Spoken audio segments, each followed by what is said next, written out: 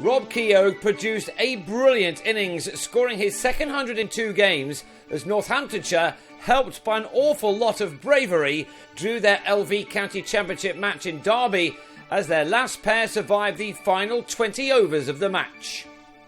Northamptonshire had a bit of luck first thing when Rob Newton was dropped at slip by Wayne Madsen in Tom Taylor's first over of the morning.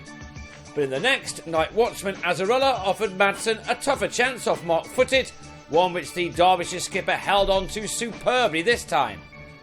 The day should have been much easier for the home team, who were guilty of profligacy. Keogh was put down at square leg when on 11.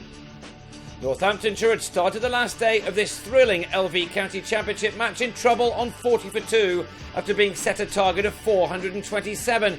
They are such a positive team though that they hadn't given up thoughts of winning even from that stage. With an array of exciting batsmen in their lineup including Keogh, they started to fight back. Shiv Thakur delivered an excellent spell in the morning for his team and deserved the wicket of Newton, who was bowled for 35 at 113 for 4. Thakur could do nothing to stop Keogh, however. The informed 23-year-old, who made 100 in the second innings of the drawn game with Lancashire last week, was at his 50 here off 81 balls, from which he found the boundary 6 times. He knew that his job was far from done though. He had yet more work to do when Ben Slater pulled off a great catch at short leg off screen to get shot of Adam Rossington, who was out for a duck at 124 for 5. 3 wickets had fallen in the morning and David Willey was out early in the afternoon for 4 as Derbyshire closed in on their second win of the season, Scott Elston with the success. Stephen Crook played his natural game, getting off the mark with a 4 and then sweeping the next ball he faced for a 6. But his attacking policy backfired when he top-edged Elston to Madsen to fall for 18. On 182 for 7 with bags of time to go, this game was surely over, but Keogh was still fighting and this drive took him into the 90s. His superb century, the 5th of his career, arrived moments later. It came off 154 deliveries with 12 fours included. He knew that, due to injuries, he still had talented batsmen to help him out at the other end. Josh Cobb in at number 9 after being hit on the head in the first innings, and Alex Wakely set to come in as last man with a very sore hand, if required. That looked unlikely at this stage of the day, but Cobb was another to stay positive, helped here by a rank full toss from Matthew Critchley. The leg spinner was denied his maiden first-class wicket when Cobb miscued him to long off, only for the chance to be spurned again. Cobb had added to his woes by also hurting his hand, which was causing him plenty of discomfort.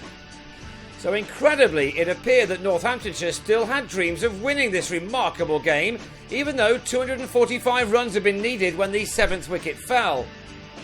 They were aided by the 6th drop of the day. Madsen involved again. He injured himself in the process. A bumper from Ben Cotton unsurprisingly had Cobb trying to get out of the way, gloving to the keeper instead to go for a brave 43 after adding 83 with Keogh, who still hadn't given up. This was turning out to be a rather special day up and down the country, with this game turning into a bit of a thriller. By tea, Northamptonshire had reached 309 for 8. They needed 118 more, while Derbyshire required 2 more wickets. They may have started to feel just a little nervous. Several times during this day they appeared to have this game in their pocket, but each time a Keogh-legged response was forthcoming. He now added 75 with Rory Kleinfeldt, who made a very useful 35.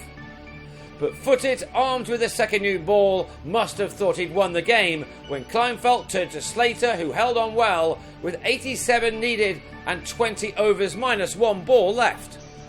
In came Wakely, who's hardly played a part in this game after injuring his hand on day 1. He was close to going LBW to Taylor, but he stuck it out long enough for Keogh to get to his fantastic 150. By now he'd faced 219 balls and had struck 19 fours. So much was said about Northants' annus horribilis last year, but they've regrouped and look to be a side to watch this time out. Led by the courageous Keogh, they were still fighting right to the end. That in spite of their players falling to one injury or another throughout. Wakely made the most of some easy pickings offered by Elston, the target down to 57 off the last 14 overs. With even a couple of wickets in hand, they would have gone for it, but it was now all about survival, Wakely clearly playing through the pain barrier. This was the last ball, Keogh rightly seeing it out to end a near 6-hour marathon knock, which had brought him 163 runs from 266 balls. Northamptonshire ended on 390 for 9, the last pair seeing out 80 minutes to earn the draw, Wakely with a wonderful 36 against all the odds.